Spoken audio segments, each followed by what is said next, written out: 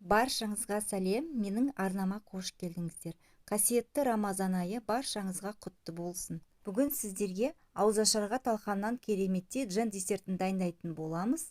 Видеоны соңына дейін қарап, менімен бірге жасаңыздар. Және де тіркелмеген болсаңыздар, міндетті түрде тіркеліп, лайк басып, қазақша контенттің дамуына өз үлестеріңізді қоса отырыңыздар. Ыдысқа талқанды саламыз, тәтті болғанын қаласаңыздар, қант қоссаңыздар болады. Егер тым қатты болғанын қаламасаңыздар, қажеті жоқ. Енді оның үстіне қоюлатылған сүтті, яғни сгущенканы қосамыз, және де сары майды ертіп қосатын боламыз. Сары майды микротолқынды пеште ерітіп қостым, май тым қатты ыстық болмау керек. Енді барлығын жақсылап араластыратын боламыз. Алғашқыда қасықпен араластырамыз, одан кейін осылай қолмен жақсылап араластырамыз.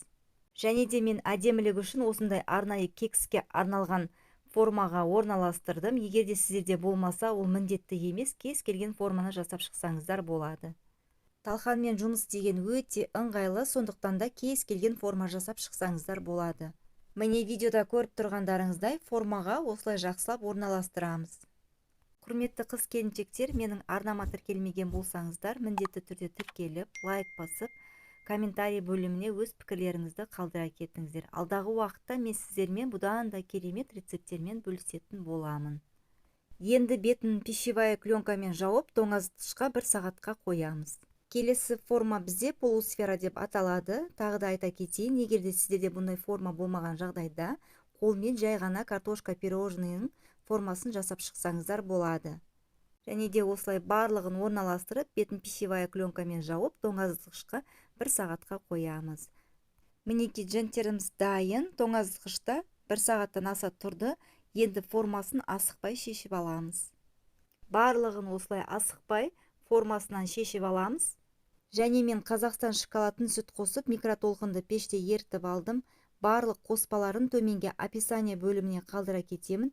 Міндетті түрде жасаңыздар. Және айта кетейін, шоколадты еріткенде 30 секунд сайын шоколадты алып, қозғап, сосын қайта салып, осылай 2-3 мәрте істеп ерітіңіздер. Бірден ыстыққа ерітсеңіздер, шоколадтарыңыз іріп кетеді. Міне дженттерді шоколадқа батырамыз. Дәл осылай барлық дженттерді шоколадқа батырып аламыз.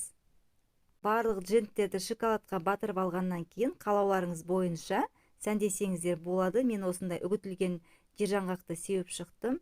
Әдемі әрі дәмді болады. Енді осыны тағы да 10-15 минутқа тоңазытқышқа қоямыз. Келесі кезекте кекстің формасындағы женттерімізді асықпай аламыз.